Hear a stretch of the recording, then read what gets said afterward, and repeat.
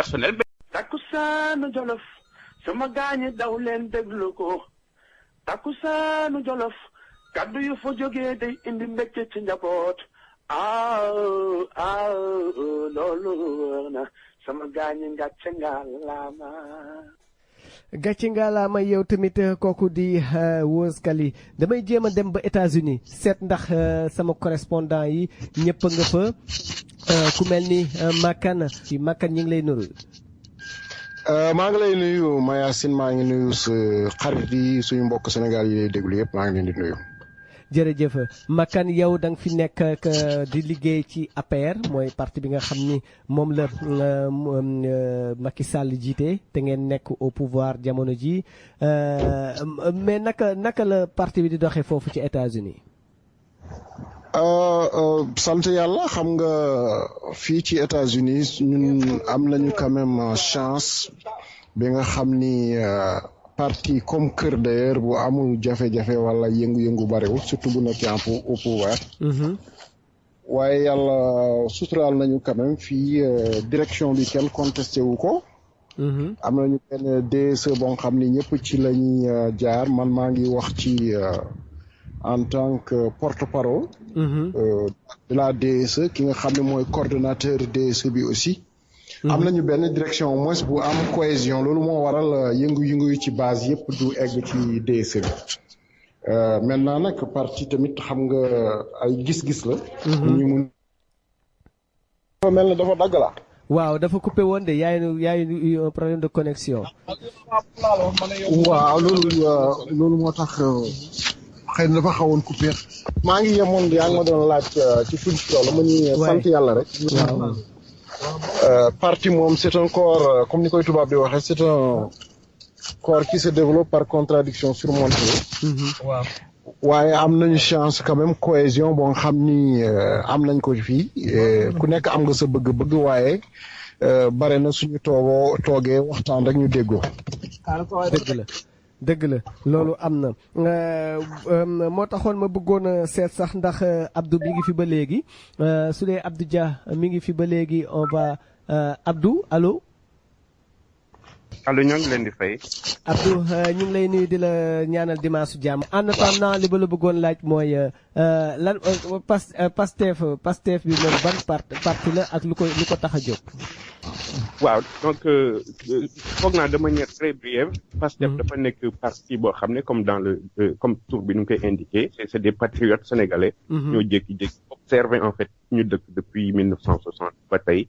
di réaliser que en fait yenn problèmes yi c'est des problèmes qui persistent. donc ñun ñu contourner ci problème yi. du nekk ay problème mu nit mais c'est problème mu système la. parce que en réalité.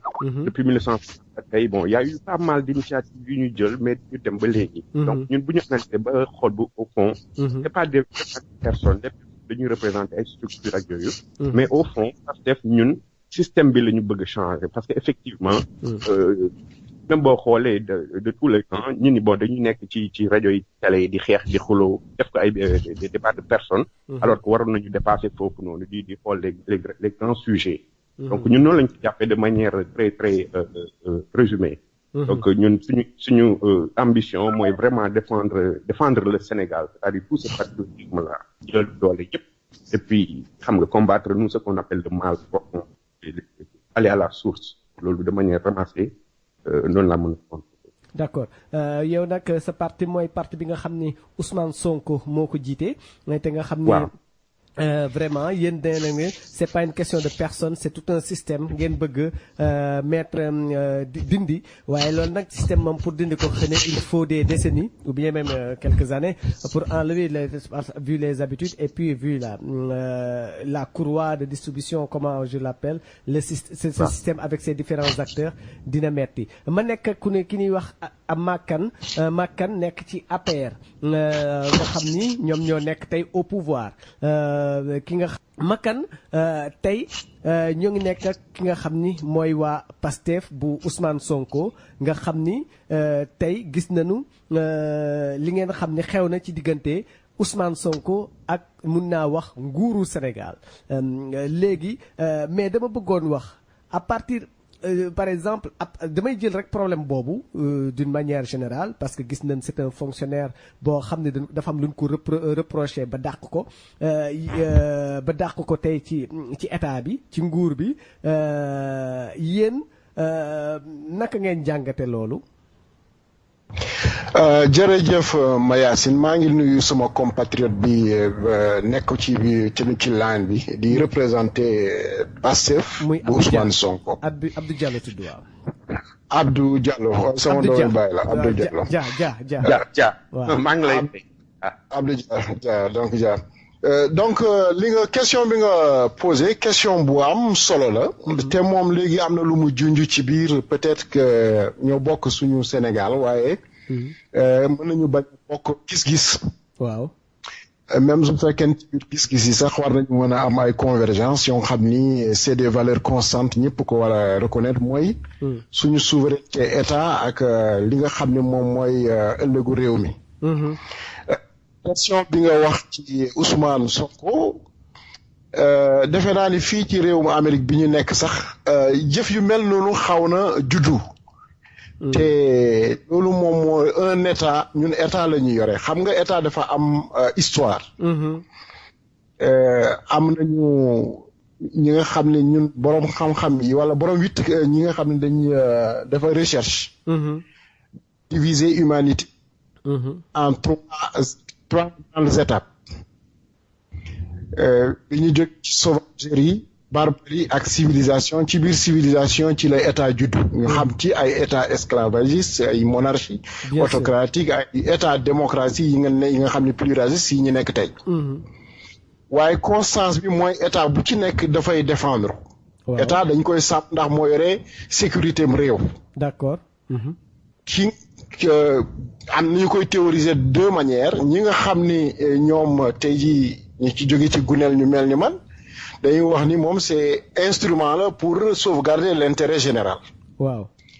ñeneen ñi nga xam ne ci communisme Marx la ñuy wuyoo souvent dañuy c'est un instrument de domination d'une classe par une autre mais lu ci mënti doon mooy état ñun intérêt ñëpp la war a sàmm dafa war a sàmm li nga xam ne mooy sécurité réew mi.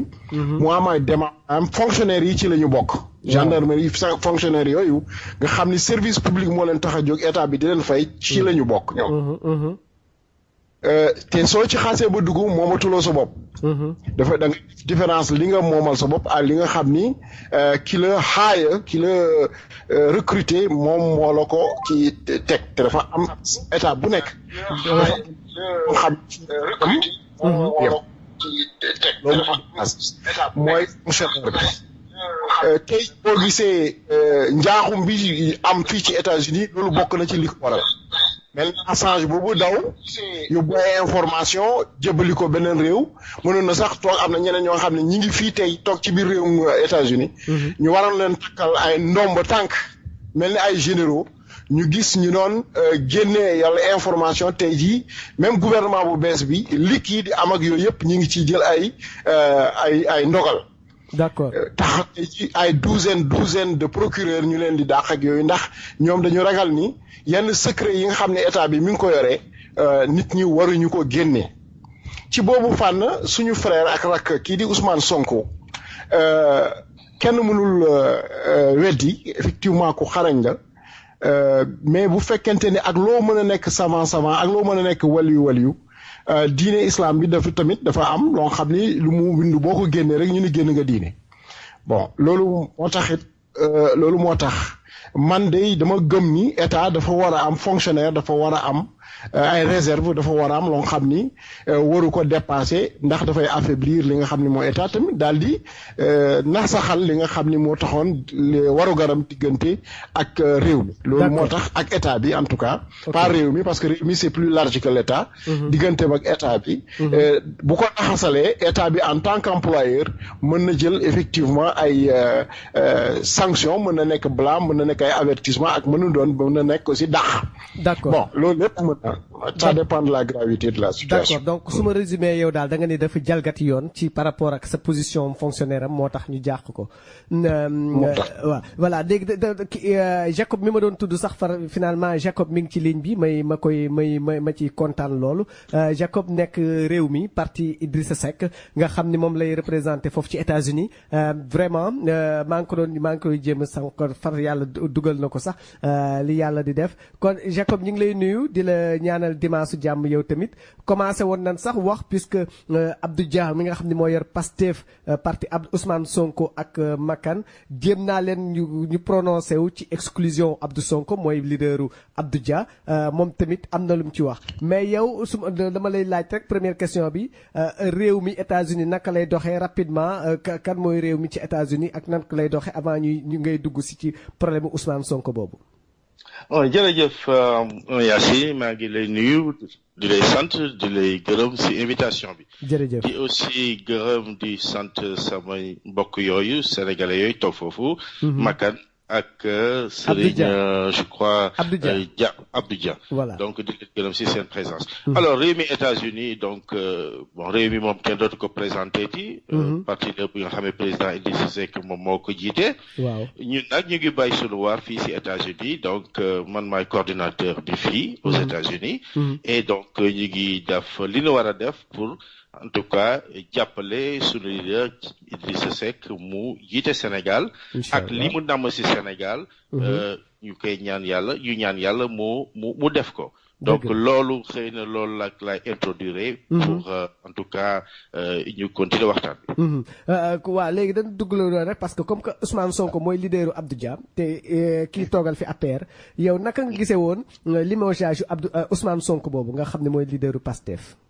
bon man ni ma ko gisee woon comme ni ko Sénégalais yu bëri gisee moom mooy que ni loolu jaay doole la simplement parce que jàpp naa ni bi may dugg si waxtaan bi dafa mel dama dégg Makan muy wax ni xëy na Ousmane Sonko dafa jalgati maanaam dafa génn si droit de réserve boobu.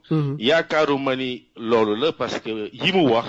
Je crois que c'était des informations qui étaient déjà publiques si website du gouvernement sénégalais bi information yu mu fa wax yu bëri déjà mi ngi woon si public bi donc yaakaar naa ni li mu def je crois que il devrait être plutôt félicité parce que quand même ku nga xam ne da ngay lancer alerte di wax nit ñi kat lii kat demul jaarul yoon kooku dañ ko war a féliciter plutôt de le sanctionner damay taxaw si benn point bi mu génnee woon et je crois que amoon na importance loolu parce que dem na ba gars yi saytu ko affaire assemblée nationale mu ne député yi en tout cas l'institution parlementaire du verser en tout cas mooy impôt yi loolu bi ñu demee ba si biir gis nañ ni alors l'institution a versé un chèque au fisc aux impôts donc mu nekk lu nga xam ne man dama ko rafetlu woon jamono boobu et naqarlu et ñaawlu véritablement sanction yi nga xam ne daan yi nga xam ne teg nañ ko loolu jaay doole rek la mën a tudd. d'accord kon jaay doole kii Makan nee na dafa jalgati kii ne jaay doole la waaw mais yow Abdou Dia yow sa leader bi nga xam ne moom la ñu génne woon ci kii bi naa ci ñëwaat léegi sax parce que am na beneen fonctionnaire boo xam ni dafa il peut être concerné d'une manière ou d'une autre mais Abdou Dia yéen naka ngeen ko gisee woon. waaw ñun bon foog naa ni d'abord maa ngi nuyu notre ami Jacob. et puis jotuma woon nuyu Makan bi may dugg parce que dama amoon ay problème statique. mais maa ngi profité di leen nuyu. ñëpp et puis di leen gërëm. donc wax Ousmane Sonko moom foog naa ni dans la tête des Sénégalais c'est assez clair. léegi li ci des foog naa Jacob il a touché c'est-à-dire dafa am benn genre désinformation bu gars yi di yàgg dugal foofu noonu. Ousmane Sonko n'a pas sorti de rapport. ou bien de discours qui étaient censés être sous la coupe d'une certaine réserve loolu amul c'est des documents publics mais malheureusement dafa am ñoo xam ne ils n'arrivent pas encore à lire les textes que l'État même produit au sein même de l'APR là je le dis très franchement c'est-à-dire dañ leen di jox ay leçons qu'ils récitent comme ça à bout de chemin Ousmane Sonko n'a pas sorti un seul document boo xam ne qui n'était pas déjà dans le domaine public loolu c'est la réalité c'est-à-dire jarul sax ñu ci sori tout le monde sait Sénégal ñun ñi xam nañu lan moo xew jaay doole leneen c'est un peu ça quoi donc nous on a dépassé presque cette question-là à la limite bien que ça faisait très mal de prendre quand même un fonctionnaire de cette catégorie de cette qualité koy génnee noonu bon c'est ça fait très mal mais quelque part Ousmane le dit moom moo ngi sant yàlla parce que ça le libère aussi. boo leen ko gisee temps il est dans le terrain il est sur le terrain. moom discours yu sew yooyu noonu vraiment je pense ñun sax nekkuñ ci c'est ça la vérité. léegi quand ils ont posé le problème moom il a tout le temps convoqué les gens ne leen ñëw leen autour d'une table. donnez-moi vos documents je défends mes positions.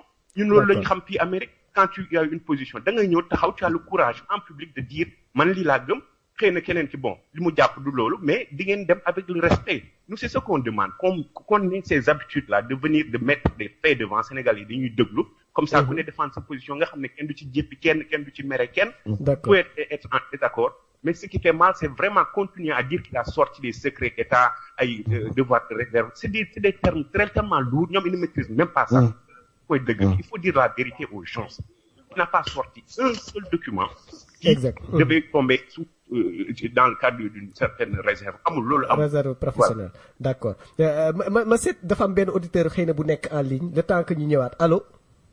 allo. oui. waa di Maya. waaw kooku.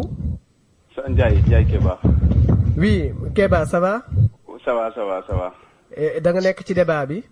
waaw mais débat bi ñun tamit ñun xam nga bokkuñu ci benn parti. waaw.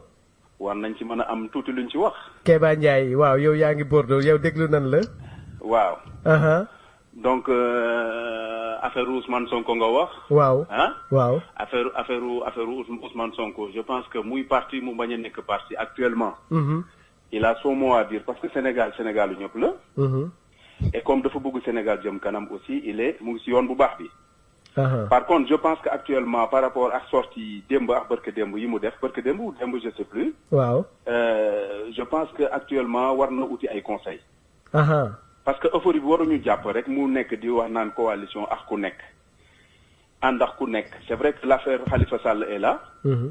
Mais du affaire bu nga xamné aussi war na mëna tax rek ñepp ku andul ak Macky Sall rek nek sénégalais pour mëna jël pouvoir bi. Non.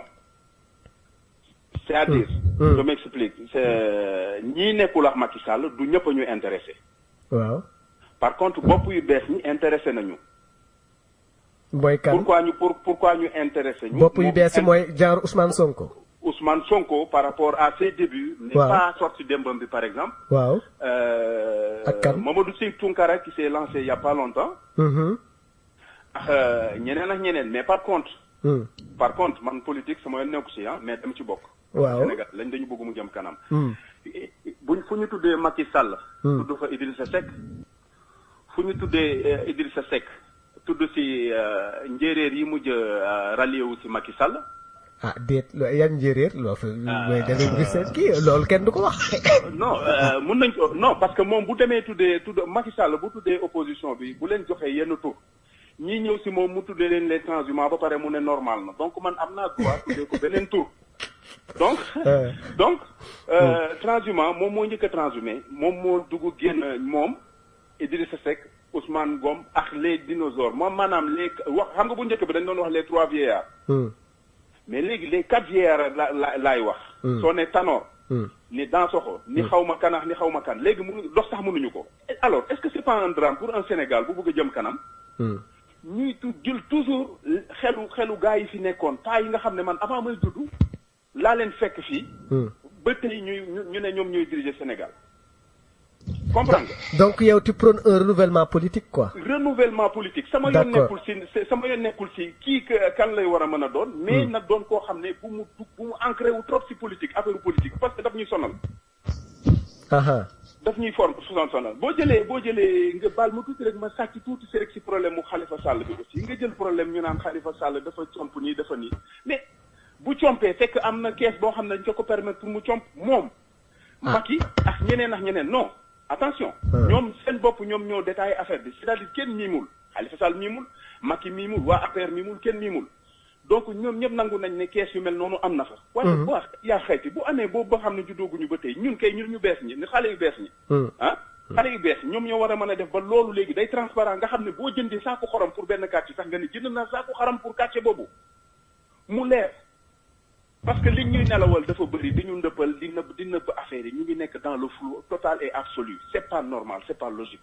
booy wax un Sénégal émergent. l'émergence doit concerner tout le monde. Wow. Tout le monde, sans exception.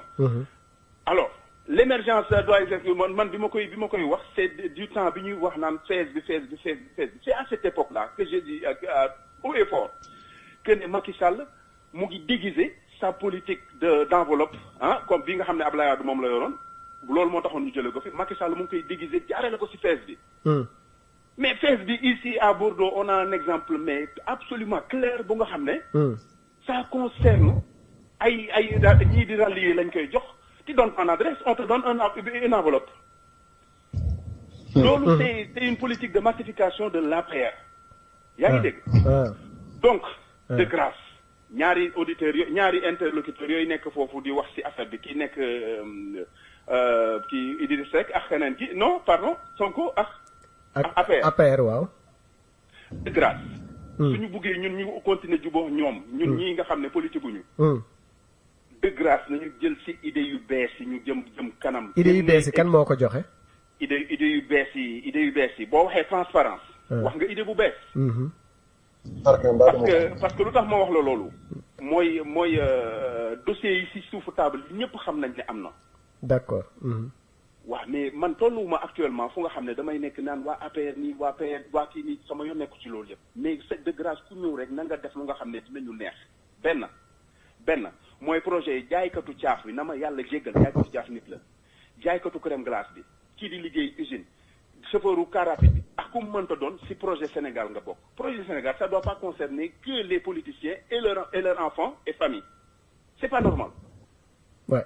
C'est pas normal. ñun man mi bokk naa ci ñi nga xam ne bi may génn Sénégal li tax ma génn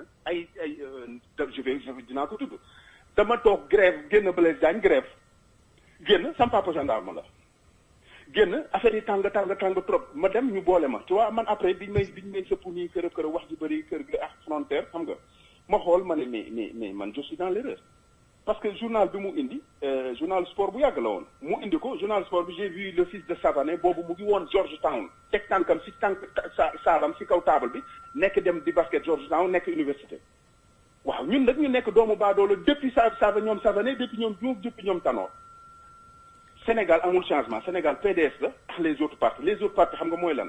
Tanor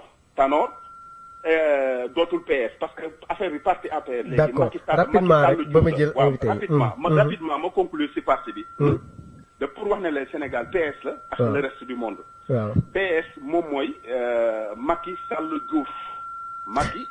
Diouf. moom mooy PS ak képp ku ànd ak nguur bu bees bi mooy Dynastie Faye Sall beneen parti bi. moom mooy genre ñi nga xam ne dañuy góorgóorlu fu mu nekk nii te ñi ci bëri bu leen jàppee ñu rallier donc Sénégal ak APR ak reste du monde la te inshallah si continue comme ça surprise yu mag dina am bu boobaa. voilà surprise. Donc maa ngi jéggalu ci auditeurs yi bu ma waxee lu dëgg jub ak jubul Mayacine. nit kese la dañuy jub. mais xool la ñuy waxee des fois. et ubbi parenthèse bu ndaw ci grand Cheikh Tidiane Tall kër gi. di ko rendre hommage benn parce que ñun lu mu dee Bordeaux marqué nañu tuuti parce que soo ko xalaatee CNFS bu njëkk bi ñëwoon na joué ko. Exactement oui. avec l'année là où il y avait Assane Mboup et tout. Tu vois. Donc war nañ ko delloo njukkal et puis xam ne Sénégal ñàkk nañ ju rëy yàlla na ko yàlla yërëm. amiin jéggal koy bàkkaaram te xare ko àjjana. sama grand bu baax nag Mayacine profité ci occasion bi rek wax ne am na événement buy waaj am Bordeaux. Inch'Allah dinañ ci ñëw sax pour le 28 Youssou Ndour comme que yow yaa koy organiser dinaa la indi fii le 26 nga wax ci. Inch'Allah donc mu ngi noonu ma jéggalu ci ñaari waa APR bi wax waa Sonko bi di wax pour Sonko mu am courage te mooy tous ces mauvais conseils. D'accord ok il va redevenir comme tout le monde. Merci beaucoup Keba dinañ ñëwaat le 26 Inch'Allah dernier week-end bi avant le concert pour que nga ñëw fii ak Nega Bass ñu def concert par spécial pour Youssou Ndour comme que yow yaa ko fi jërëjëf merci beaucoup Keba Ndiaye voilà moom di producteur musical nee na moom bokkul ci benn politique mais li Abdou Diaw waxoon sànq fa la daane foofu doorewaate mais moom il a rejeté voilà toute la classe politique dans son ensemble Makan est-ce que yow lii mu wax nii par exemple toute la classe politique pratiquement daf ko rejeté il faut un renouvellement Sonko certes comme des hommes comme Sonko mais autour de Sonko qu'il y ait des personnes vraiment mûres yoo xam ne dinañ koy mën di conseiller ak yooyu est-ce que yow renouvellement politique boobu pour yow c'est pas urgent. waaw jërëjëf déglu naa suñu xarit yëpp ci wax dëgg yàlla balaa may ñëw ci renouvellement classe politique bi nga wax léegi. ma dellu tuuti ci rapidement ci suñu xarit Sonko. dama gëm ni quel que soit Alpha un fonctionnaire de l'État dama ni un fonctionnaire de l'État dafa am réserve. dafa am loo xam ni effectivement bu fekkente ni gis nga ñuy jalgati wala nga am loo xam ni rafetuwuloo ko am nga ay canaux yoo xam ni foofu nga ko mën a jaarale kooku servitude la mais servitude état la servitude fonctionnaire. ma jàll ci nag ci xarit bi wax classement. Makan allo li ma bëggoon wax mooy par exemple Sonko aussi il est responsable politique. mën na nekk dans son meeting li nga xam ne c'est dans le domaine public mu wax ko fa ça n'a rien à voir avec son l'inspecteur des impôts. Attends rek c'est-à-dire que c'est pas Sonko seulement gis nga même parti yi ñu nekk ñun ñii toog di wax mais am nañu bari ñu ngi ci parti yi toog xamuñu lan mooy parti parce que mënuñu sax assujettir ci discipline de parti. waaw mais moom en tant que leader association boo mënti dugg saxamtuma nag fonctionnaire fonction nga dugg ci biir wala association da nga sa liberté bi nga yoree da nga ko jaay dafa am loo xam ne da nga ko cédé moo tax nga nekk ci biir groupe boobu saxantuma nag ak li nga xam ni fonctionnaire nga boo nekkee fonctionnaire dafa fekk loo xam ni am loo xam ni moo war a nekk sa kaw dafa am réserve yoo xam ne war na ci am kooku dama ci rapidement dama ko gëm te dafa war a nekk.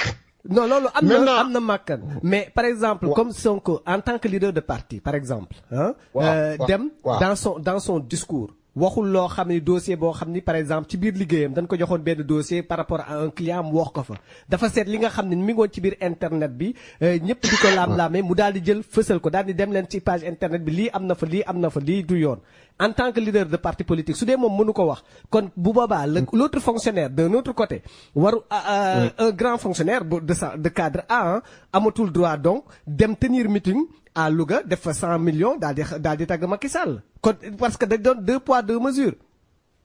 Non, il n'y a pas de 2 poids 2 mesures encore une fois.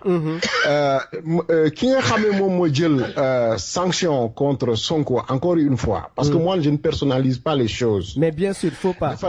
Je ne personnalise pas les choses. Dama yaakaar ne quel que soit à un certain niveau de responsabilité. Loolu débat boobu ñëw na keroog sax même ci kaw 2STV Tunkara ak le gouverneur l'ancien gouverneur noir de la Mauritanie ñëw ci ab télévision di woote nañu daaneel nguuru Mauritanie. mais loolu bokkul boo xasee ba nekk fonctionnaire laa wax. que ce soit un meeting que ce soit quoi que ce soit. da nga am ay réserve kooku dafa nekk loo xam ne loolu mooy solidifier. oui réserve professionnelle. état nag du APR. du PDS. du keneen.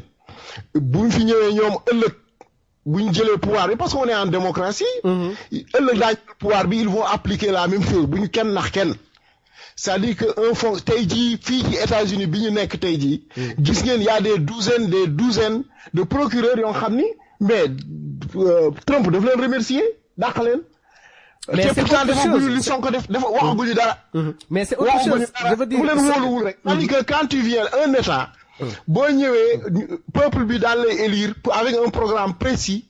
yaa mu am ay démembrement ay fonctionnaires de haut rang mu am ay gouverneur ku ci nekk dafa am xam ne warugar boo xam ne moom moo tax ñu di la fay di la jox sa liggéey. mais est-ce que xalaat nga di Sonko am na point bu mu génne boo xam ni ça relevait de son travail mu génn ko fa par exemple ñu jox ko benn client bu mu waroon auditer ji wala bu waroon kii des choses comme ça mu daal di koy génne. il s'est prononcé sur beaucoup de choses sur par exemple le pétrole le gaz alors que affaire yooyu sax ñëwagul. mais kooku c'était public chacun sait déglu. mais kooku c'était public ñëpp xamoon nan ko même man mii xamoon naa ko. ministère des finances. ministère des finances. ak ministère de l'énergie ak yooyu yëpp. présidence ñun ñaa ngi nekk di négocier ay dossiers yu am solo ci l'avenir du Sénégal.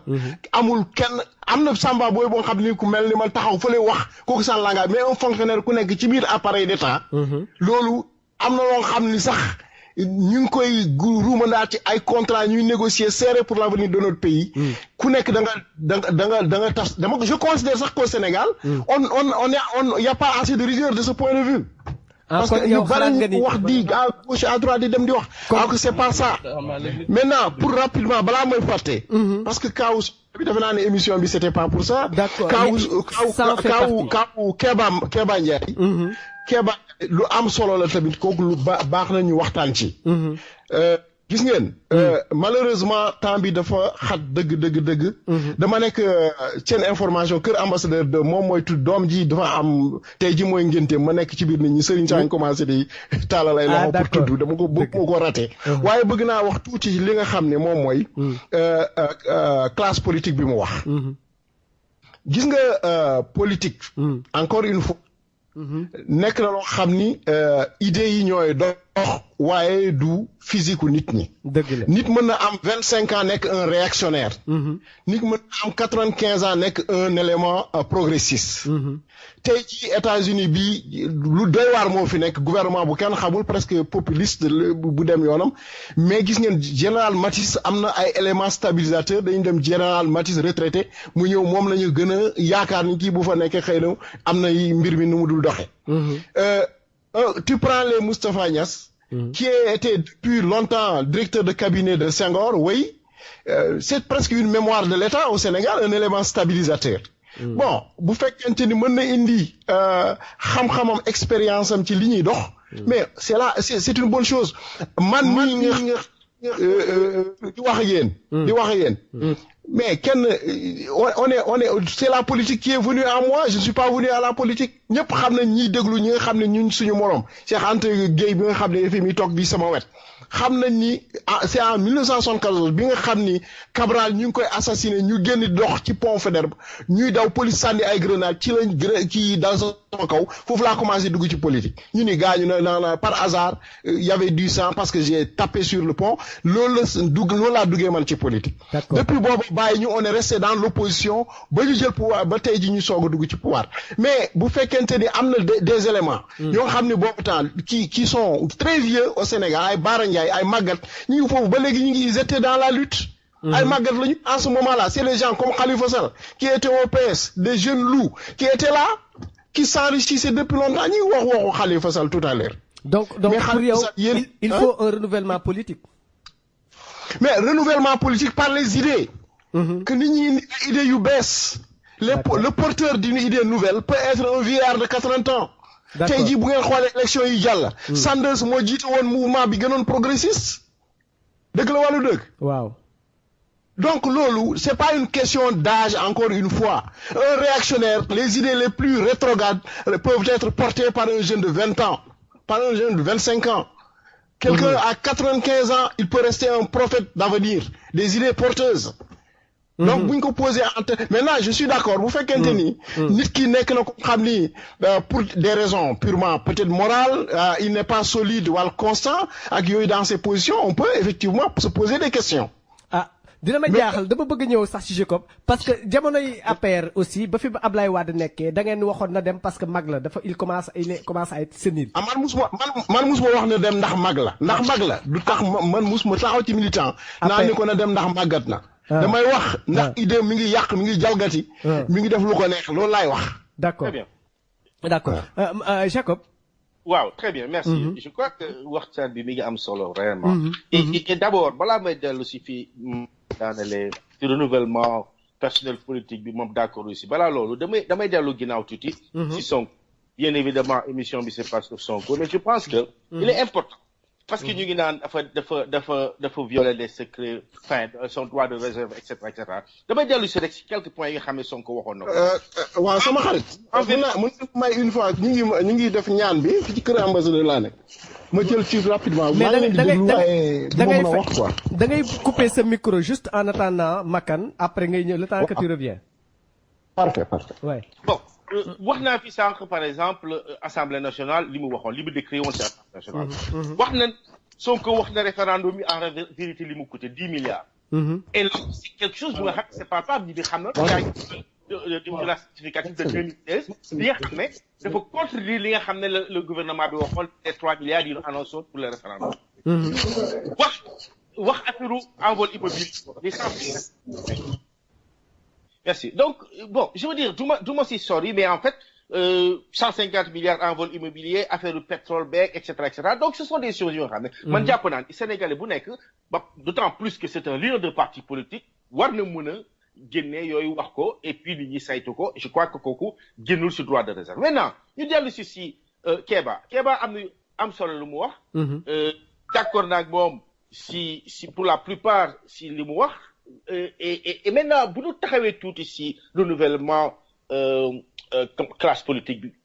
Makan dafa ne vieillard de 90 ans mun na nekk d'un apport considérable. Mais en vérité, nañu waxante dëgg. Moustapha Niasse, quelle idée nouvelle? Parce que loolu la mu ne Moustapha, bon, un vieillard de 90 ans peut apporter quelque chose, etc. Des idées nouvelles. Mais moi, j'aimerais savoir, Moustapha Niasse, on le respecte, def na li muy def. C'est un grand administrateur, yàgg na ci scène politique bi, mais véritablement, si bi mu nekkee président Assemblée nationale, bi mu en tout cas nekk président Macky Sall ba léegi, lan lu bees lan la fi indi, quelle idée nouvelle, quelle idée progressiste a-t-il vraiment mis sur la table? Loolu laa bëggoon xam. Et deuxièmement, sinon, je pense plutôt que le cas de Moustapha Niasse est un cas très très très sérieux et c'est un cas véritablement qui nous rend triste. Ñi nga xam ne peut-être de notre gis, bon, à l'époque, il faisait du bon travail. Il a complètement miné son parti, jaxase Sénégal, jaxase parti, etc., etc. Donc, moi, j'aimerais vraiment que ñu waxante dëgg. Nañu waxante dëgg. Alors, le président Macky Sall, dafa am ñi nga xam ne daf lay indi si wetam. Di guuru, ñu nga xam ne defuñu fa dara. di def li nga xam ne di jalgati lépp lu nga xam ne moom la xalaat bu baax ak xalaat bu rafet war a mun a jël. Donc je pense que j'aimerais véritablement Makan revenir expliquer ñu en quoi il pourra voir un Moustapha Niasse ou un Mamadou Sokhna si ay idées progressistes yoo xam ne dinañ ko mën a indi Sénégal et que dina mën a génn Sénégal si li mu nekk. Mais en tout cas, man li may wax mooy, pour revenir encore une fois sur la classe politique, on a un sérieux problème fi ñu toll nii Sénégal. Li xew xam naa dinañ si dugg si waxtaan bi, li xew doy na waar. Pays bu nga xam ne dañ ko jël en otage par une personne. Le chef de l'État. Bu nga xam ne mooy buur mooy bummi. Def lu ko neex. Une justice instrumentalisée. Et je pense qu'il est temps que mu loolu dakk. Et ñun en tout cas à Rewmi ñu ngi def lépp lu nu mën a def. Avec notre leader et avec aussi ñeneen yi nga xam ne yu ngi si yeneen parti politique yu nga xam ne war nañu mën a ànd ak ñun si liggéey ñu def lépp pour dindi fi nekk parce que véritablement fi jëm baaxul ci Sénégal. D'accord pour yow fi ñu jëm baaxul ci Sénégal parce que yow kon ñu ñëw ci Abdou Dia. Abdou, yow naka ngay gisee voilà après l'introduction le débat qui est posé. waaw d'accord. Bu fekkee merci bien. Rapidement rek. c'est-à-dire que rapidement man dama yaakaar ni réew mi fu mu jëm baaxul kooku wax la rek waxu kasaw la. réew mi li ñuy liggéey tey jii ñëpp teg nañ ci seen bët du Macky Sall bokkul ak Abdou Diouf bokkul ak Abdoulaye Wade bokkul ak Senghor suñu moroom la wala sax mu nekk suñu rek yàlla jiital ko réew mi mu ñëw ak une vision bu très claire plan Sénégal émergent mi ngi koy dérouler ci biir campagne bi et d'abord écart bi am gap bi am diggante ville et campagne ci li nga xam ne gën a am solo mooy électrification bi mooy ndox mi mooy mbay mi yooyu nañ fexe mu dem kanam ci ça c'est des choses qui sont concrètes ñu ngi ci liggéey yépp nag mënul pare c'est pas parfait loolu moo tax justement et c'est ce qui justifie la pertinence d'une opposition avec respect dañ koy liggéeyante mais tey jii moom buy kenn yaakaar ni réew mi jëmul ci fu mu war a jëm. mais opposition boo xam ne ku wax ñu wut la loi daal lay tëj nag aussi bu boobaa opposition bi dafay am problème. opposition bi non opposition effectivement. ku la tiital rek nga tëj ko ci kaso bi. tey jii Khalifa Sall je le connais personnellement ñaanaluma ko mu dem ay prison waaye bu fekkente ni nag dafa jalgati mbirum réew mi daf ko war a leeral. non li nu seetlu kay mooy ku la opposé wu rek nga Sonko xam nga génne nañ ko ci biti Abdou Mbaye ñi ngi koy créer Khalifa Sall ñi ngi ko doon laam-laamee depuis des mois ne Khalifa Sall ci kaso bi lay jëm ñi ngi ko doon laam-laamee tamit tey confirmé nañ ko donc est-ce que du loolu xamee ni sans pour autant que ñu xamoon ay affaire caisse d'avance ak yooyu mais ñëpp a ngi doon njort ne ñu ci bare sama genre bi di kay Khalifa Sall dinañ ko jàpp dinañ ko tëji léegi yow te yaakaar nga li parce que tout simplement dafa problème au niveau du PS que lañ koy ñu jàpp non dafa jaaxal waa APR moo tax ñu jëpp ko tëj. waaw mais ñun sénégalais. xam nga Sénégal nee nañu li wolof Njaay di wax xamuñu ku tooñ ku fayu la ñu xam. li amoon solo mooy est-ce que li mu def na ko waaye xam nga du argument naan lii fekkoon naa ko fi wala kii sàcc na man tam sàcc naa le problème c'est que y a des faits nañu xool problème am ba pare parce que lu nekk dafay am fu mu commencé. jalgati nga mbirum par exemple une mairie nañu xool ndax li mu def dëgg la moo am ay preuve te preuve yaa ngi nii. mu rendre compte man ëllëg su ma ko def jàpp ma. waaw. man la ko boo mënee may tuuti rek suma xarit Makan dafa c'est-à-dire que def na benn lapsus wax na ko ñaari yoon d'ailleurs et ça c'est symptomatique quand même. parce que dafa ne dafa jalgati. mais où est la présomption d'innocence dans tout ça. xam nga c'est ça le problème. C'est ça le problème. Bon, on est d'accord que war nañu saytu. OK? Je suis d'accord pour la reddition des comptes. Mais mënuma d'accord à la place de présomption d'innocence, nous avons une présomption de culpabilité. De culpabilité. C'est-à-dire que c'est ça le problème. Maintenant, je crois que le cas Khalifa Sall, man bu ma koy jàngat ma kat am na lu mu wax nee na am na lu xam na jógee mais dama naan dafa am ñaari phase wala ñett. phase bu njëkk bi moom mooy le positionnement politique ou bien l'ambition politique de Khalifa Sall foofu la affaire bi mu jógee foofu bi nga xamee ni Khalifa Sall en vérité après mu waxee son ambition politique de se positionner en tout cas pour 2019 on a vu maintenant à partir de ce moment bu am ñaari affaires yi xew y a eu bu ñu dugal contexte maanaam contexte bi ñu ko jàppee qui est un problème. Ñu dugal aussi le timing. Le contexte mooy lan. Contexte bi mooy le président Macky Sall fi mu toll nii il est aux abois. Son parti est à quoi et tout ça. Donc dafa leer. D'accord. Waaw kon Abdou Dia. C'est ça le contexte. Il sait. On n'est pas aux abois. On est pas aux abois. On est dans la joie. Laissez-moi terminer. Mais en tout cas. Dans la joie. Vous êtes acculé de partout. Le président Macky Sall sait qu'il va perdre ses élections de 2017 et en 2019 il ne gagnera pas. Mais xaar leen ma bàyyi Abdou Dia comme que waxul woon boobu ba léegi. C'est pas le discours du peuple profond. D'accord bàyyi ma daaneel. mooy loolu le timing. Pourquoi attendre ce moment précis pour sortir yooyu ñu naan ay enrichissement ak etc. Je pense que war na dellu si waat si 3 moments yooyu je donne la parole peut-être dinaa bàyyi Abdou mu wax. mais man dinaa dellu si loolu parce que c'est extrêmement important. D'accord Abdou. waaw jërëjëf finalement. donc jërëjëf. man waaw d'accord donc je pense que je peux y aller maintenant. donc waaw y avait l'ami Keba dafa am lu mu waxoon par rapport au discours de Sonko que Sonko avait tenu il y a 2 jours foog naa leeruma woon. parce que dafa xaw am na déclaration bu Sonko def sur les alliances des choses comme ça. mais juste pour préciser parce que leeruma lan la doon laaj ou bien lan la doon wax ñun suñu position par rapport à ces questions d'alliance et autres c'est une position assez claire mun naa ko jéem a nu mu tëddati joxe de manière très sommaire. dañu ne. Une liste unique, elle est presque improbable, sinon impossible. Et justement, ce que nous rejetons, ñun lan la ñu bañ mooy ñu ñëw rek taxaw ne ok l'ennemi est commun donc on est ensemble de ce côté ñun d'accord ñu ci. Et j'en profite pour dire. Et c'est ça qui est dommage ñoo ngi naan renouvellement de la classe politique ak yooyu. ñun on veut vraiment éviter même dans le cadre de ces émissions là ñun ñuy toog fii li moo tax quelque part sénégalais yi boo waxee rek ñu ne le politicien ñoom ñëpp benn lañu. Il faut qu'on sorte des débats d'individus. Les cas de Sall, effectivement, c'est une actualité, mais nous, on préfère qu'on aille vers la racine du mal. C'est-à-dire, c'est un régime complètement corruptogène. Khalifa Sall, peut-être qu'il s'est retrouvé dans cette situation, c'est parce qu'il fait partie justement de cet ensemble-là. Ñun boobu la ñuy dénoncer. Boo xoolee, la réalité au Sénégal, l'argent joue un facteur tellement, ñu tuddati, qui installe le mal. Ñun foofu la ñuy waxee. ñu toogee bon Khalifa Sall lii bon loolu il y a des logiques politiques yoo xam ne ñoom foofu lañ toll. Macky Sall il faut le dire moom moo taxaw ne il va réduire cette position à sa plus simple expression. Donc ñun rien ne nous surprend. Rien ne nous surprend. Ñun lan lañuy casse, je veux dire ñun ce qu'on veut. Dans le champ de débat qu'on a en ce moment mooy ñu toog ñu xool quels sont les facteurs jeunes yi ñuy wax. Un chef d'État qui a 10 milliards de fonds politiques. C'est ça la vérité.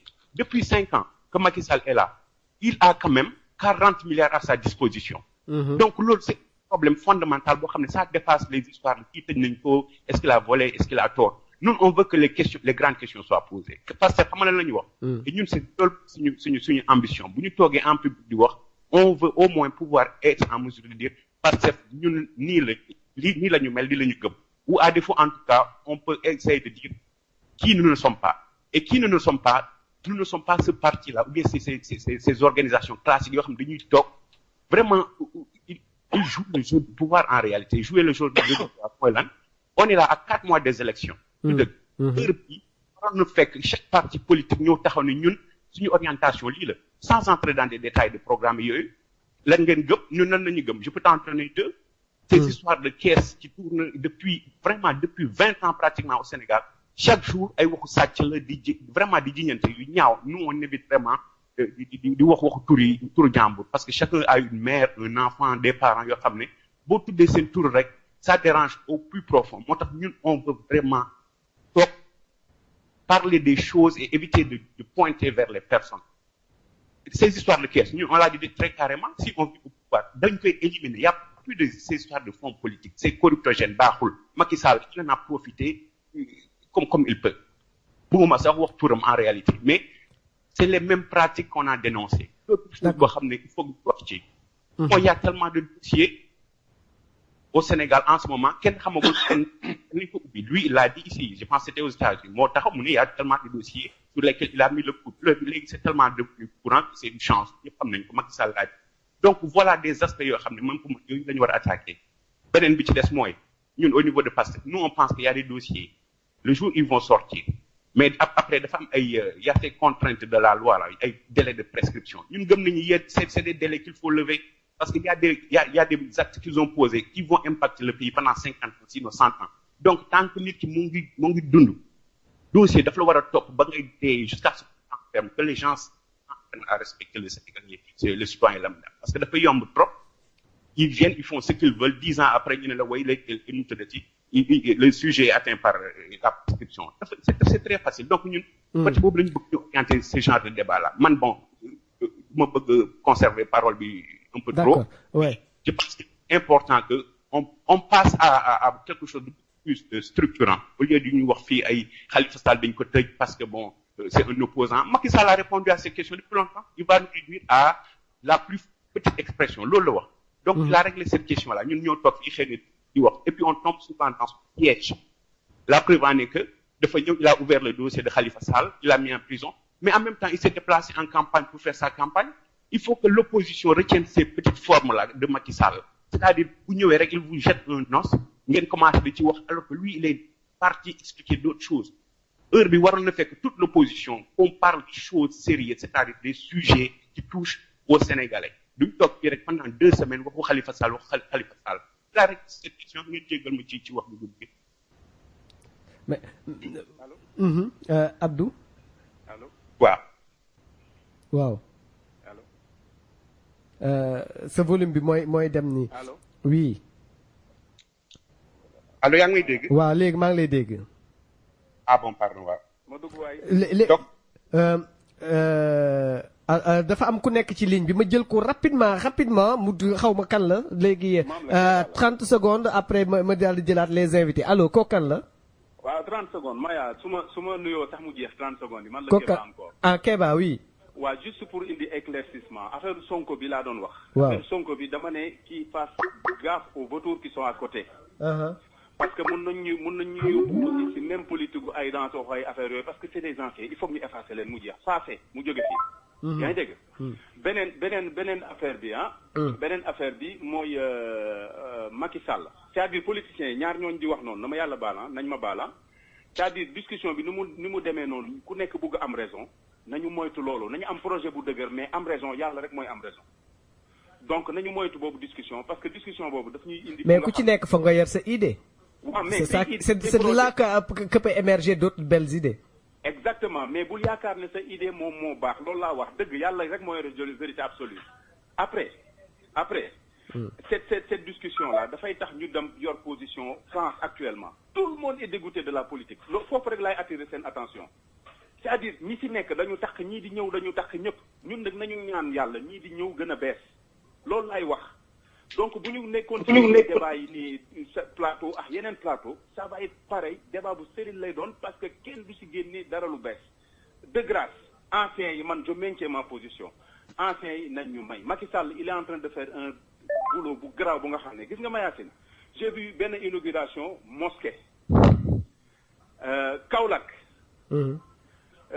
c'est dramatique nga jël sa imam sa xalif bi nekk actuellement ci kaw nañ ma baal jégal ma mais naan ku ma ci namu ca yamu ca maanaam ak sama position wax Macky Sall actuellement namu ca yamu ca la ku ma ca ba ma jël maa ko dégg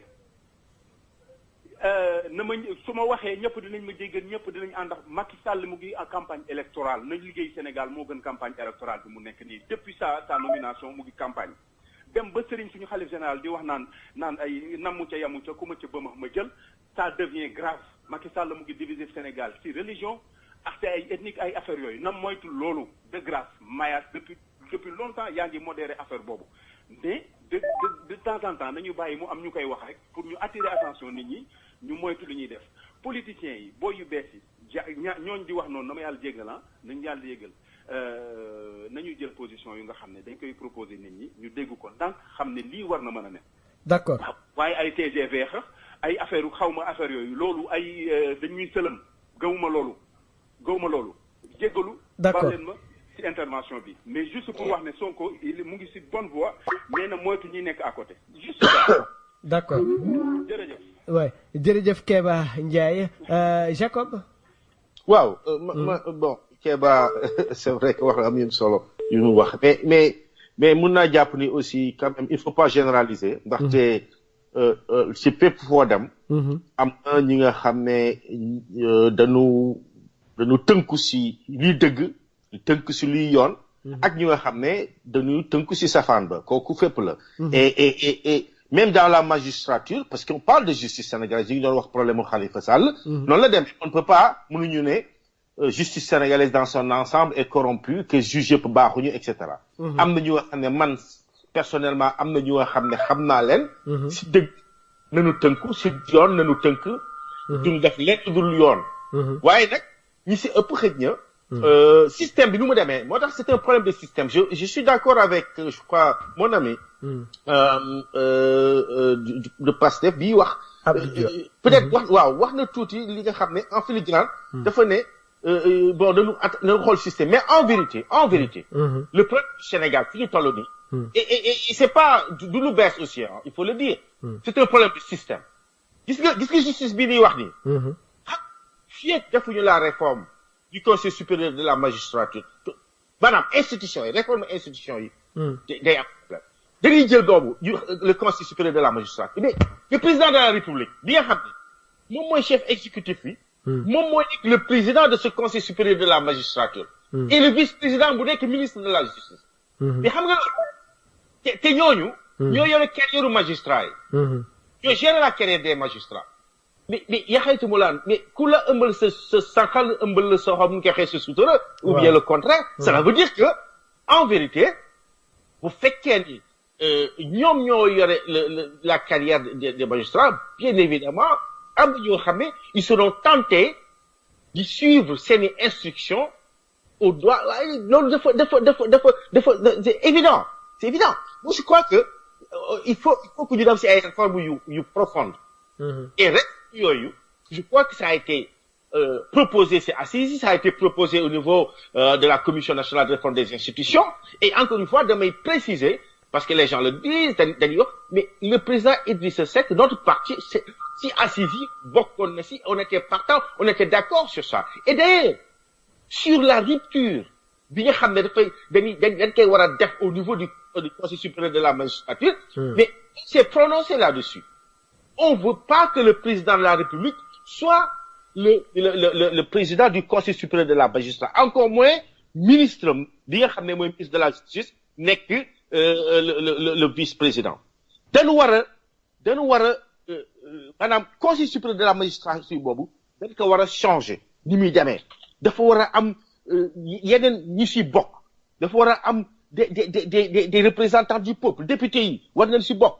dañ si war a boole ay yu nga xam ne des juristes yu nga xam ne am nañu xam-xam si wàllu yoon yu nga xam ne duñu ay avocats par exemple bu nañ si bokk et cetera et cetera. Donc je pense que le mal du Sénégal en ce moment. Le mal du Sénégal en ce moment moom mooy que ni les institutions posent problème.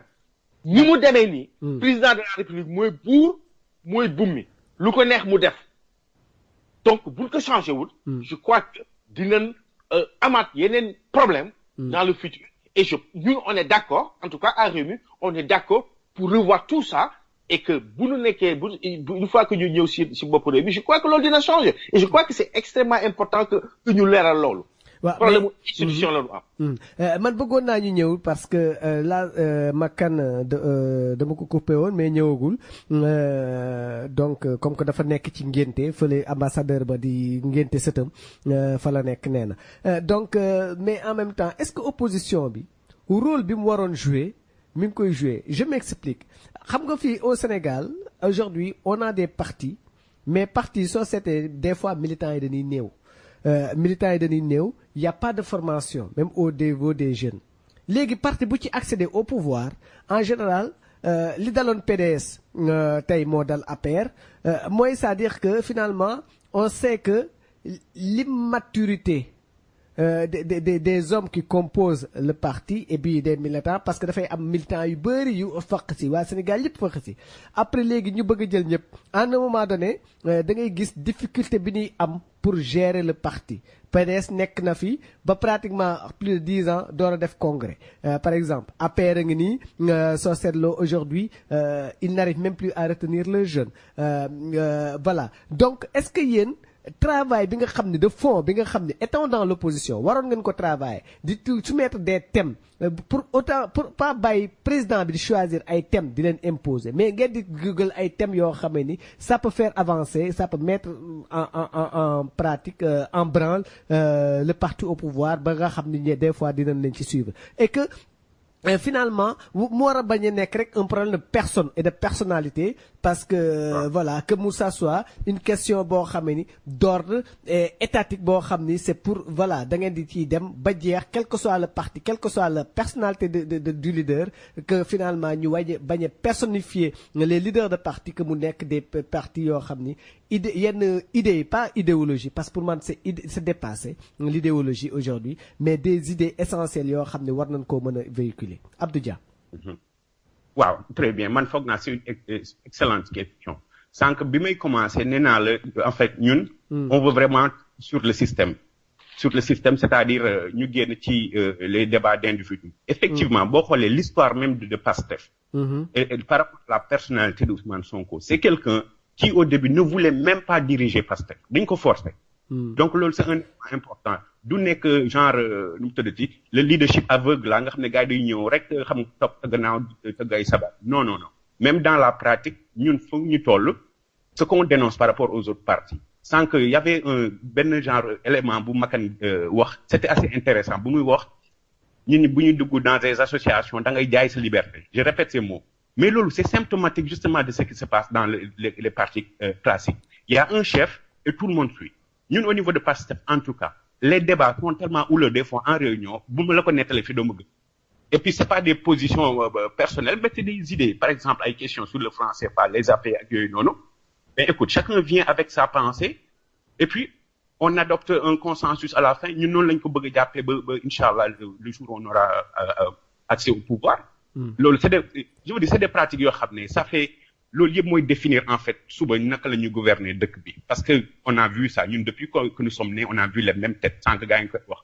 je vais pas partir dans le sens de l'âge des gens ak yooyu noonu mais c'est les pratiques qu'il faut changer c'est pas nécessairement les individus les pratiques yi la les pratiques effectivement la mentalité le comportement absolument absolument parce que lu tax ñuy wax l'actuel président de l'Assemblée nationale ak yooyu noonu c'est-à-dire dañuy symboliser justement benn système moo tax seen personne mooy apparaître mais en réalité du ay Moustapha Niasse la ñuy gis à travers eux beneen fibre la ñuy gis c'est-à-dire que toute cette réalité du Sénégal décadent là depuis 1960 du fait justement que on a pris des individus on en a fait des prophètes ñun loolu la ñu bañ c'est-à-dire des messies ça n'existe plus amatul Ousmane Sonko le dira il va le répéter dégg nga l'autre chose bu ñu toogee bon quand on fait le bilan de Macky Sall moom son bilan il l'a présenté tout seul il a constaté son échec tout seul nañu waxante dëgg c'est-à-dire construire des routes et tout ça loolu c'est-à-dire c'est tellement c'est évident loolu c'est des mécanismes yoo xam ne un président jarul nga ciy sonn là où on a des problèmes surtout avec ce régime-là mooy c'est-à-dire ces grands mots là en 2012 yi taxoon ñëpp mere Ablaye Wade et je le répète toujours Ablaye Wade dañ ko mere woon mais kenn jéppiwu ko woon mais avec Macky Sall c'est le contraire gars yi dañ ko jéppi par rapport à ces engagements pris devant Dieu et les hommes waxoon na fi tu sais normalement dans quelques semaines officiellement il ne devait plus être président de la République donc à partir de j'imagine avril 2017 bon on aura un hologramme quoi mais du woon Macky Sall yi nga xam ne il avait pris l'engagement de réduire son mandat là devant tout le monde il a répété 7 fois au moins donc hologramme de président la ñu am mais le président en matière moralement speaking donc les autres actes qu'il a posés Macky Sall c'est lui qui a chanté nous te dit la transparence bonne gouvernance yooyu noonu moi je te jure sénégalais je vis au Sénégal aux États-Unis depuis une vingtaine d'années pratiquement mais je peux pas te dire combien de ministres gèrent notre pays en ce moment xaw ma ko le consulat à New York mais un effectif de presque 30 personnes mais c'est gabegie boobu noonu c'est des choses yoo xam ne nit ñi dañ ciy teg bët après loolu mooy tax dañuy gedd politique parce que naan ñi dañuy wax après bu ñëwee nii dañuy def ñun loolu moo ñu metti en fait c'est-à-dire cette incapacité à tenir parole parce que nit ki beaucoup fenee une fois et puis c'est ça le mot hein c'est pas il n'est pas très lourd fen mooy c'est-à-dire tu racontes une chose et tu fais le contraire ou bien tu ne tiens pas ta parole ñun c'est ça qui fait que système bi ñuy wax nii nag yëpp c'est ay modules yu mel noonu ñoo ko war a changer c'est-à-dire il faut qu'on apprenne à avoir des hommes devant nous qui nous dirigent qui disent la vérité loolu moo gën a important parce que ñun ñëpp on vient par exemple d'une certaine partie du Sénégal boo xam ne on a vu la misère franchement on a vécu dans la misère loolu moom dëgg la mais ce qui nous rassurerait le plus c'est-à-dire c'est d'avoir des hommes d'une certaine dignité devant nous bu boobaa bu mettee sax ñu ànd ak ñoom ñun ñëpp on va traverser le désert ensemble mais ce qui est gênant c'est quand justement on a cette élite-là qui continue de se sucrer sur le dos des gens et puis qui nous raconte des histoires à longueur de journée. C'est dommage que monsieur Makan, ministre conseiller, n'est pas là, mais j'aurais aimé lui poser des questions assez directes par rapport à cette gabegie-là. Qui continue. Macky Sall fait le togon, je vais réduire ceci, je vais réduire cela. Mais des aberrations, quoi. Je sais pas moi, ces histoires de fond politique-là. Je ne peux même pas en parler, mais moi, c'est justement le président qui devait couper ces choses-là, parce que c'est corruptogène, je le répète. D'accord. dañuy dugg ci système bi yow pour yow daal dafay ger gu bare moo tax ma bëgg a xool Makan kii dafa ni golo du bay baabun du dundee yow lan nga ci xalaat yow Jacob. waaw mais xam nga question bi nga posé femme solo. et d'ailleurs damay dellu si un tout petit peu si ginnaaw parce que ces questions dafa englobé ay axes yu bëri et bon d'abord damay jël sama parti je représenterai bi. xam nga am na ñu bëri ñu ngi critiquer Idrissa Seck ñu ne doo gis Idrissa dafa gëj a wax wala du génn et cetera parce que justement ñun à Rewmi on ne fait pas le culte de la personne en fait. Idrissa mooy sunu leader. mais su fi nekkut. am na ñeneen ñoo xam ne mën nañ jàpp ci liggéey bi et d'ailleurs kenn mi ma doon tooñ keroog ne ma mais yéen daal seen parti yéen vous avez déjà un gouvernement quoi et c'est vrai c'est-à-dire que dafay tooñ mais en vérité on est prêt tey jii bu fekkoon ni ñëw nañu dem aux élections gagner élections yi duñu scramble around comme ni ñu koy waxee di hésiter di tâtonner comme président Macky Sall ni mu ko defee on se rappelle waaw koy def di tâtonner affaire yi jaxasoo ba président Idrissa Seck nee na attendez wax ñu ne ko mot. C'est-à-dire que c'est extrêmement important loolu. On a et justement parlant de la formation des militants ou des responsables, je crois que Rewmi est l'un des partis les mieux structurés du Sénégal. Ah bon? Et ça, c'est pas de vains mots. On est structuré au niveau local et même au niveau de l'étranger. Dama lay jox exemple France, qui est un extra exemple, hein. Je crois que c'est l'une des fédérations qui marche le mieux. Ils ont une fédération, ils ont dans chaque région des coordonnateurs, ñu joŋante ñu am un président fédéral, ñu am un secrétaire général, etc., etc. Et c'est l'information dafay jàll dañuy l'animation politique di former les militants. Nous aux États-Unis on fait la même chose. Mais évidemment les contextes sont différents. Mais aux États-Unis ce que nous faisons en ce moment justement. Oui. On a comme je disais, maa ngi diriger la fédération entre guillemets. C'est un abus de langage même que de parler de fédération parce que je suis à New York, mais parce que la réalité aux États-Unis est différente. Moo tax ce qu'on fait moom mooy on est en train d'organiser, de monter des cellules un peu partout aux États-Unis. Le mois passé, au mois de décembre, on était déjà dans l'Ohio. Et loolu dañ ko def de manière mais véritablement stratégique parce que simplement on comprend que ni on a vu la cartographie électorale, on a vu où sont les électeurs, xam nañ ko Amérique, ñu commencé fi nga xam ne électeurs yi foofu la ñu ëppee. On est à New York, qui représente plus de 40% de l'électorat. ñu def li fi war a def. ñëw aussi le Midwest, Washington, Pennsylvanie, etc., etc. Dem nañ Ohio qui est un bassin assez intéressant au mois de décembre. Dem nañu dans le sud le mois passé, dem ñu koy waxatee Atlanta, doon ja monter fa cellule et ça va continuer. C'est comme ça que nous travaillons. Donc c'est l'un des partis les mieux structurés. Mais Jacob. Oui. Am na loo xam ne nag bon je sais pas, j'en doute un peu parce que tout simplement Idrissa Seck, la personnalité Idrissa Seck elle-même, c'est quelqu'un qui a toujours agi en solo.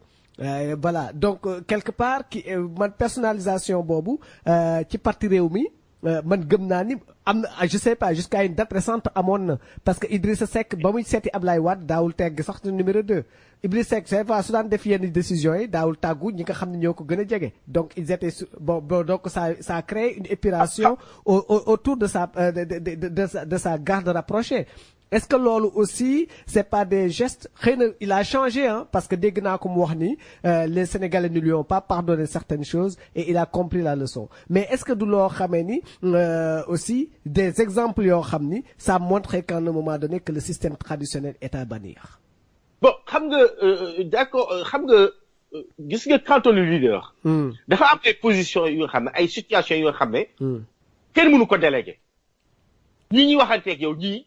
Su si nekk am na un rôle de leadership bi muy jouer que ce soit au niveau politique qu'au niveau professionnel et je crois que am na fooy toll fu nga xam ne y a que le leader qui pourra du déléguer loolu daf koy def mu wax ko mais non waxtaan ci sax ak ñi la jege non waxtaan bi c'est-à-dire qu'il exagère mais je pense que le président Idrissa Seck quand même se constate le président Idrissa Seck du ñëw si benn idéem rek ñëw def lu c'est-à-dire que xam nga et ñi wax loolu yëpp mooy ñi nga xam ne génn nañu du ma revenir si ñooñu parce que ils ont le choix de rester ou de partir on les respecte mais je pense que nit ki aussi boo génnee bu fekkee ni yaa ngi fenn mu am lu lay déranger wala en tout cas am li la xëcc nga dem parce que boo seetee ñi génn ñëpp dañu dem quand même transhumé il faut voir ça xam nga opposition dafa metti mais je crois que il faut avoir l'honnêteté boo génnee nga wax li dëgg wala nga noppi mais doo sos maintenant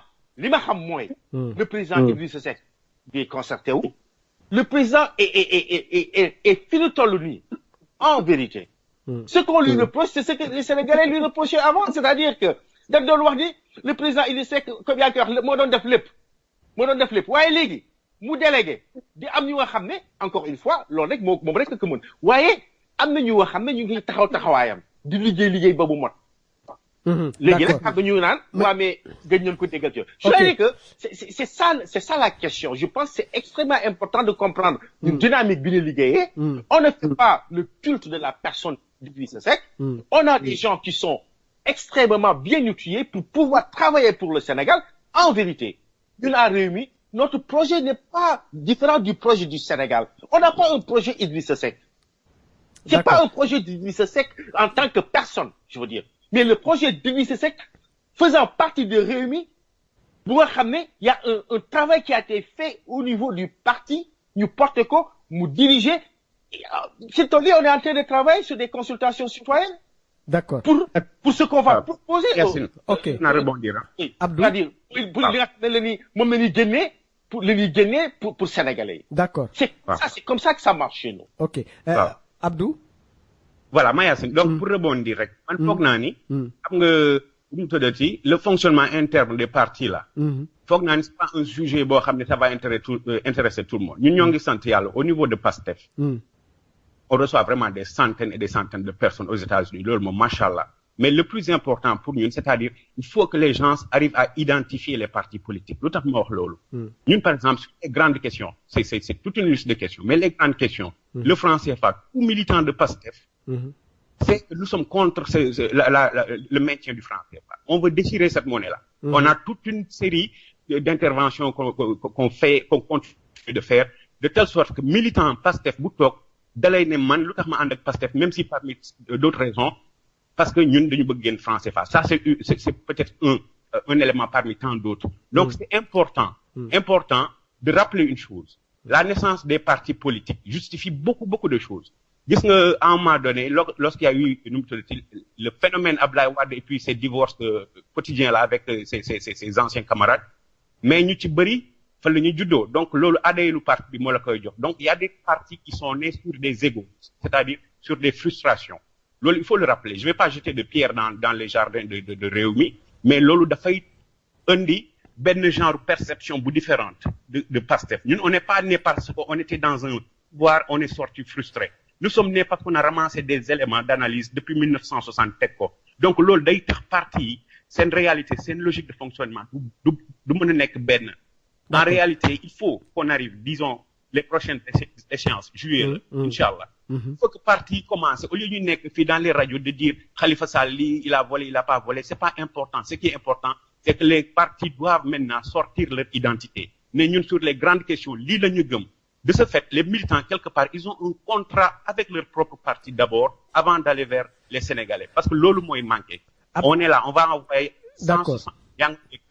Man dama bëgg sax ñu wax ci affaire kii législative même si par exemple quelque part je suis pas d'accord tout à fait avec toi Abdou parce que quelque part suñuy wax naan Khalifa Sall li ñu ko jàppee ak ni muy jógee xëy na ëllëg si biir dinañ wax ni Sonko lan ko jàppee du yoon te bu boobaa tamit di ngeen bëgg ñu wax ci Sonko parce que donc lii raam ca ñag ba la jëm donc d'une manière générale suñuy wax ci Khalifa Sall c'est pour aussi épingler un système boo xam ni mi ngi fi te que suñ ko bàyyee mu law xëy na Sonko dina fa tegu après Idrissa Seck dina fa tegu après keneen ku jóg dina fa tegu moo tax donc c'est intéressant aussi quelque part d'éclaircir le débat ba nga xamee ni ku ci nekk li nga ci gis sa bopp. Je peux polémiquer dans ce sens-là. Nga jéggal ma peut-être je me suis mal fait comprendre. Dama ne le sujet ne doit pas être l'exclusivité. Loolu laa bëgg a wax en fait. D'accord. Dénonce une pratique par rapport à cet événement-là. Mais dama bëgg ñu bañ a de vue la grande question. Lola bëggoon wax. Mais non, on n'est pas en opposition de vue ici. Je suis d'accord.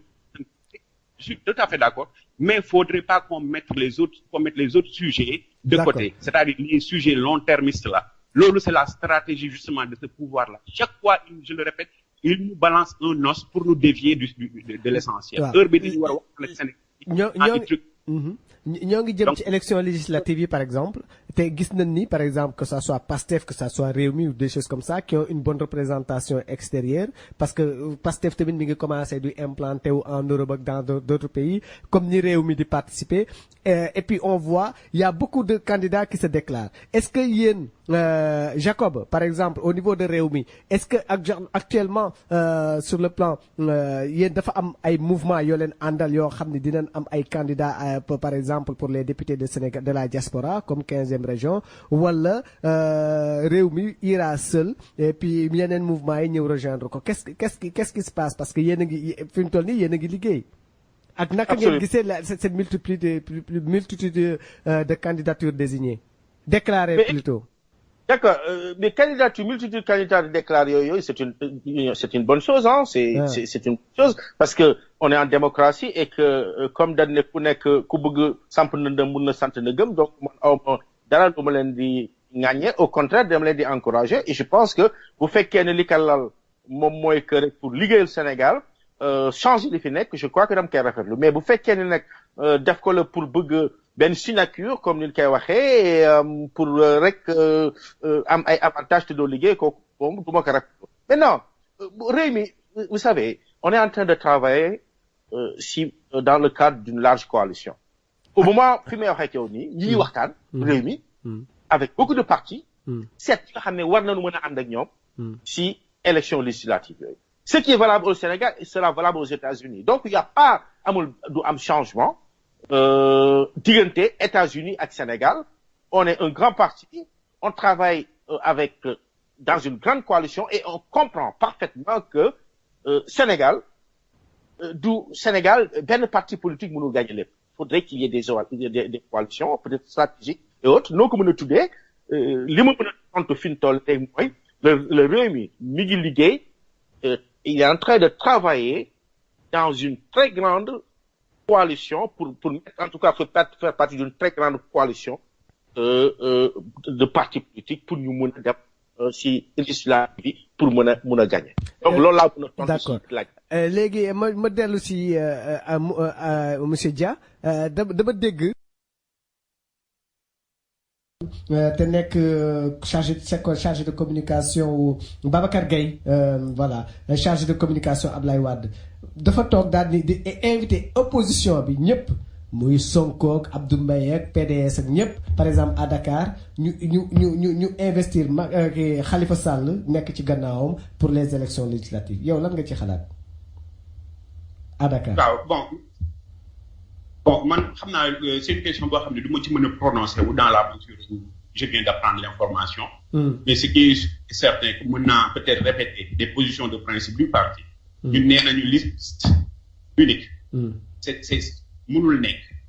Non seulement mënul nekk, et ce serait même pas souhaitable parce que on ne peut pas justement faire une sorte de syndicat de mécontents de Macky Sall ne dañuy dem. Après demain on va répéter les mêmes erreurs, c'est-à-dire day am encore des querelles de leadership. Lu tax parce que bu boobaa on n'aura pas mis en avant les programmes et les visions des partis. On aura mis en avant des personnes.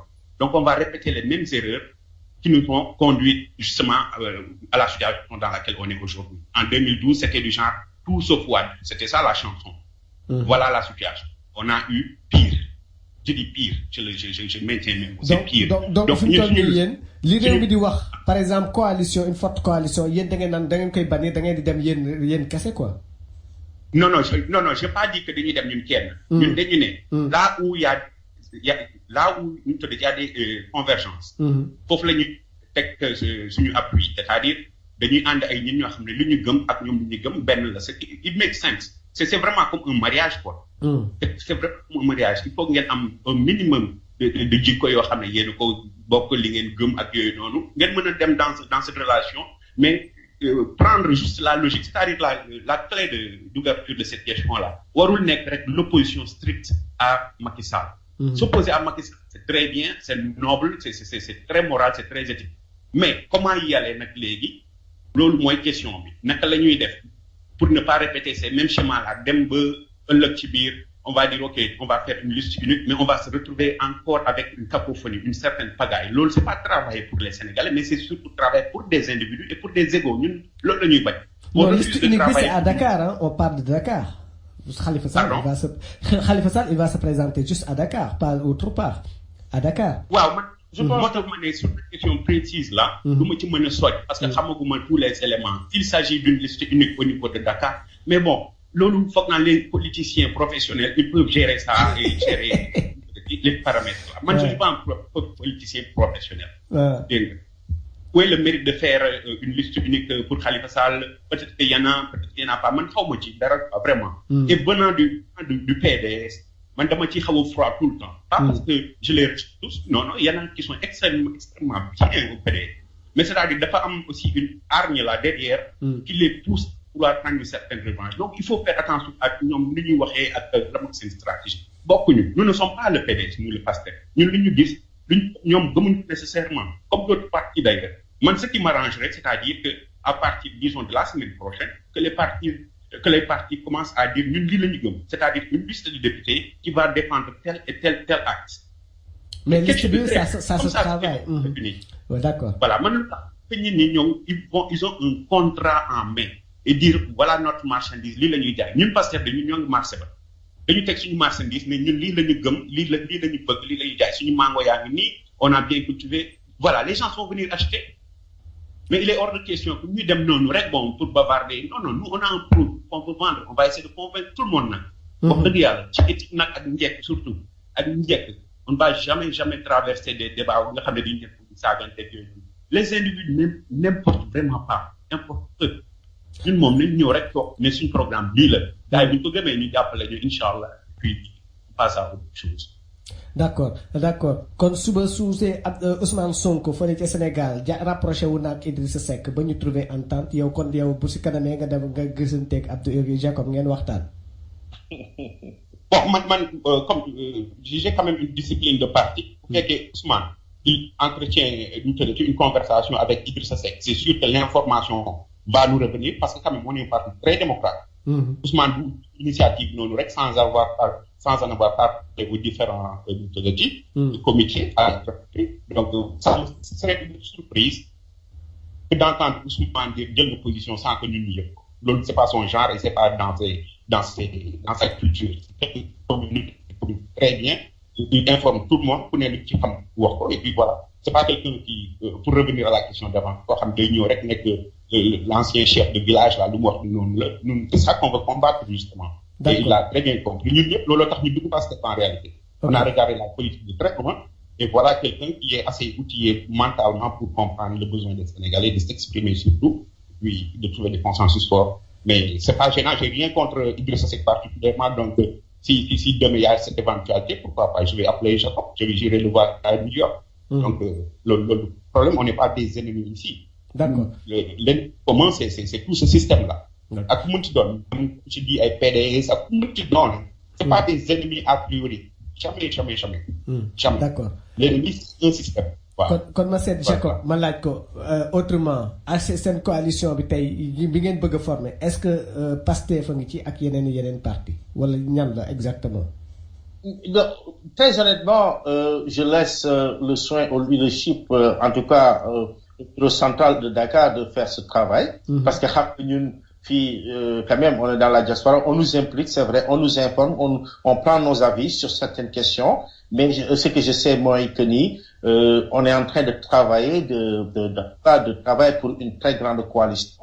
Je ne peux pas citer des partis politiques toll nii parce que bon c'est négociation yi nit yaa ngi ci waxtaan yi yaa ngi ci loolu moo tax du mën a maintenant question bi nga posé woon Abdou aussi par rapport à la déclaration de Babacar Gaye bon dégg woon effectivement mais xëy na c'est dans le grand jury dans le grand jury l'émission grand jury d'aujourd'hui voilà donc mais je pense que xëy na fi muy waxee rek moom mooy au niveau des listes départementales parce que comme ni nga ko xamee et je crois que li nga xam ne moo maanaam mooy ñu jiital képp ku nga xam ne dafa dëgër mun a gagner benn département ñu jiital en tout cas def une coalition autour de cette personne-là pour gagner je crois que kooku am na sens maintenant est-ce que parti politique yëpp dina ko def est-ce que am na beneen logique bu ñuy waxtaan bu ñu mën a waxtaanee bu nga xam ne dinañ mën a gagner je crois que on laissera en tout cas la possibilité aux états-majors ñi nga xam ne ñooy jiite ñi nga xam ne ñoom ñi sont sur le terrain ñu déterminer ko et je crois que bon xalaat la bu am solo mais les partis apprécieront. D'accord les partis apprécieront di lu am solo xanaa ñu waaj a tàggoo rek ak digga parce que Makande finalement mujjul dellu si xam naa ngénte laa neex laax yeloon teg ci ambassadeur bay ngénte sëtam mais ñu jéem a tàggoo rek Abdou Dia nga joxe sa dernier mot sa appel avant que Jacob di jël wàllam. waaw jërëjëf en tout cas maa ngi ci profito di la sant de la gërëm ci invitation bi remercier le frère Jacob vraiment il est très posé quand il parle j'apprécie ça remercier Makan aussi c'est dommage qu'il n'a pas pu continuer c'est un peu l'esprit affaire quoi non rek la ñu gëm donc dama koy tooñ donc sant ñëpp Pastef comme on l'a dit vraiment au niveau des États-Unis ñoo ngi sant yàlla c'est vraiment des manifestations spontanées d'adhésion la ñuy jot des centaines et des centaines d'ailleurs j'en profite pour dire à nos amis de New York que Inch'Allah le dimanche 26 on a une rencontre là-bas au siège de l'association des Sénégalais pour informer et continuer d'échanger et surtout de dire aux gens que c'est quoi Pastef je répète souvent c'est quoi Pastef et ñun qui nous ne sommes pas lan la ñu dul def lan la ñu àttanul donc di lancer un appel à tout le monde à tous les citoyens sénégalais vraiment que nañu dugg ci benn logique bu bees c'est-à-dire la logique positive là bañ a xeex bañu xuloo di xaawi sutura nit ñi il faut qu'on dépasse ces choses là parce que les Sénégalais sont très fâchés ils sont très amers et loolu moom ñun ñëpp on a ce rôle là je veux dire dafa am ay sujets yoo xam ne il faut que ñu décomplexer ko parce que on est malheureusement une petite minorité yoo xam ne yàlla may nañu chance ñu jàng donc sujets yu mel ay français pas dañ ko war a toj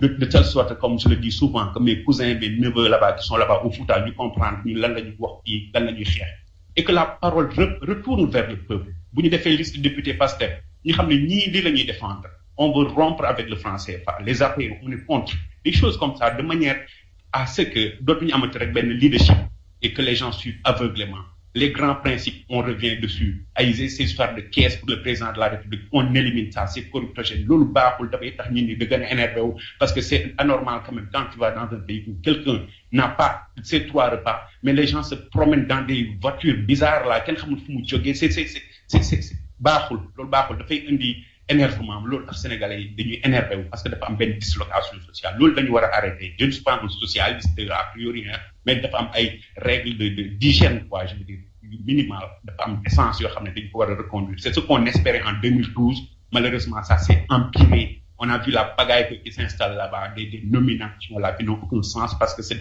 de l'argent qui circule ñun loolu la ñu contre en fait on veut vraiment réconcilier les Sénégalais avec le Sénégal parce que les Sénégalais ne se retrouvent plus dans le Sénégal bëgguma jël parole bi maa ngi sant ñëpp di jéggalu peut-être sur certains termes qui ont dû m'échapper mais c'était pas l'intention de blesser ou de nuire. D'accord ma seeti kon nag réconcilier les Sénégalais et le Sénégal loolu mooy mbébétu Pastef waaw kon waa Jacob nag yow lan mooy seen mbébét jamono ji waaw sama mbébét balaa ñu si ak si xanaa ñu gërëm sant la si opportunité bi ngi may te di encourager bu baax liggéeyu Halima parce que vraiment ñu am taxawaay lanu si liggéey bi donc am na solo trop maintenant li may ñaax rek damay ñaax vraiment Sénégalais ñu continuer dam bindu ji c'est extrêmement important fi États-Unis ñu ngi yokkaat donc bon commission bi mi ngi delluwaat si yenn villes yi nga xam ne jàpp nag ni am na Sénégal yu bëri ils étaient laissés en rade fu si mel ni Atlanta Georgia ville Atlanta fu si mel ni Columbus Ohio dina fa dellu et je crois que li ñu gisagum bi ñu defee rapport bilan d'étape bi gis nañ ni quand même fi ñu toll nii xam nga fichier ba le passé y avait que Amérique lu muy réy yëpp wax ci li muy wax bëri yëpp quand même on n'est pas tellement nombreux parce que bu c'était fichier 2012 bi on était que 9167 inscrits. Ouais. Alors fi ñu toll nii depuis le 18 février on avait déjà battu ce record on en était à 9610 c'est-à-dire que on voit que pour nañu xëy na am ñu bëri ñu gën a takk ñu bindu et je crois que loolu laay ñaan nit ñi commission bi dina fi nekk ba le 15 avril dina continuer di def en tout cas yenn villes yi dellu fa damay bëgg ñëpp ñu génn bindu ñëw ñu gagner c'est extrêmement important on a fait pendant le référendum il y a eu que 8 voix d'écart ici aux États-Unis on a laminé la coalition on a laminé Macky Sall fii notamment à New York et je crois que tendance boobu moo war a continuer donc loolu laay njëkk di encore encourager toute l'opposition wax dëgg yàlla di am liggéey bu rafet bi ñuy def en tout cas fii si New York suma parti ñi nga xam ne ñooy liggéey doo di leen encourager si liggéey bu am solo bu ñuy def maintenant alors li nga xam ne moom lañu bëgg rek mooy li ñu bëggal Sénégal mooy comme ni ma ko waxee ñun réew mi suñu ambition c'est une ambition noble pour le Sénégal moom mooy liggéeyal réew mi pas di jël alalu réew mi di jaxase réew mi di nekk buum ak buum mi yooyu du loolu la ñu bëgg li mooy li nga xam ne loolu la ñu indi woon Macky Sall li taxoon ñu votal ko rupture yooyu te musuñu ko gis dañuy gis lu gën a yées yooyu na ñu dakkal moo tax nag ñu ngi ñaan ñëpp ñu ànd ak ñu ci liggéey boobu en tout cas pour mën a defaraat Sénégal suqali Sénégal te je crois qu'avec le président Idrissa Seck dinañ ci am liggéey bu am solo bu ci def jërëjëf. voilà seen déclaration ku ci nekk retenir naa ci lu bari kii may wax naan ki doon wax changer le système nee na mu gën a réconcilier le Sénégal et le Sénégal kii nee na moom il dafa bëgg a suqaliwaat Sénégal c'est-à-dire que voilà il a parlé même plus d'économie et de voilà de gestion du pays et donc ku ci nekk ma lay gërëm di la ñaanal dimanche jàmm makkan nag yàlla def na ni fi mu toll nii continué wul émission bi xam naa teq ba mu am kër ambassadeur ba moo ko jàpp ba finalement mënul woon continuer ak ñun ouais c'est vrai que ce serait très intéressant ouais c'est dommage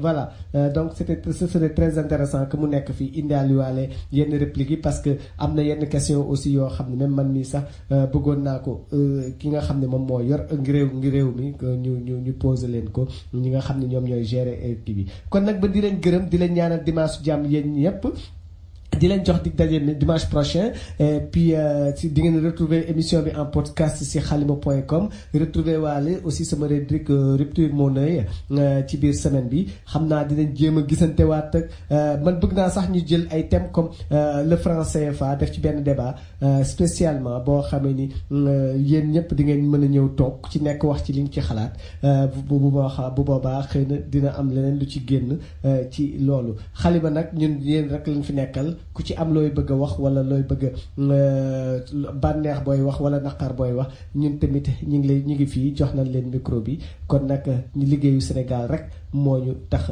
jóg te jox ku ci nekk wax li sa xol xëy na dina tax ëllëg ak si biir ku ci nekk am mbir mu feeñ ba tax na yëf yi mën a jëm kanam kon nag kii di Jacob bu réew mi ak Abdou Dia bu Pastef maa ngi leen di gërëm di la jox di daje ba fan yi ñëw comme ça ñu defaat yeneen débat sur des thèmes bien précis jërëjëf